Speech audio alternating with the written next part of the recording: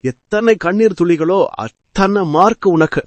இறுதி மதிப்பெண், final mark உனக்கு. அதுதான். அதனால நீங்க நிறைய பேருக்கு ஹெல்ப்ஃபுல்லா இருங்க. நிறைய பேரோட ஏதோ அவங்க ரியல் கஷ்டத்தை சால்வ் பண்ணுங்க. அப்போதான் அவங்க ஃபினலுக்கு டைம் எடுத்து வந்து உண்மையாவே அழுவாங்க அல்லது உங்களுக்காக வருத்தப்படுவாங்க. சக்சஸ்ஃபுல் மூவி ஸ்டார்ஸ், பாலிட்டிஷியன்ஸ், பெரிய பிசினஸ் ஓனர்ஸ பாருங்க. அவங்க சாபு ஒரு பெரிய ஈவெண்டா, ஹாட் நியூஸா, ஷாக்கிங்கா பல பேருக்கு இருக்கும். நிறைய பேரு அவங்க லாஸுக்கு ஃபீல் பண்ணுவாங்க. ஏன்னா அவங்க மக்களுக்கு நல்ல விஷயங்கள் செஞ்சிருப்பாங்க. அதே மாதிரி ஒரு காமன் மேன் ஆர் உமனுக்கு அட்லீஸ்ட் ஒரு டீசென்டான கிரௌடாவது இருக்கணும். உங்களுக்காக உண்மையாலே ஃபீல் பண்ணி அழுது உங்களை பத்தி நல்லதா பேசணும். உங்க குடும்பமும் மற்றும் பலரும் உங்களை மிஸ் பண்ணி அழுகணும். அப்போதான் உங்களுக்கு கிடைச்ச இந்த டைம்ல நீங்க ஒரு டீசென்டான வாழ்க்கை வாழ்ந்திருக்கீங்கன்னு அர்த்தம்.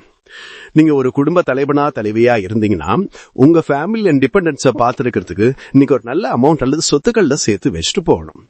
அதோட நீங்க வாடுறப்போ உங்க பணத்தை வச்சு சொந்தக்காரங்க, ஃப்ரெண்ட்ஸ், உங்களை சுத்தி இருக்க பல பேரோட ப்ராப்ளம் தீர்க்க நீங்க டைரக்டா ஹெல்ப் பண்ணிருக்கணும்.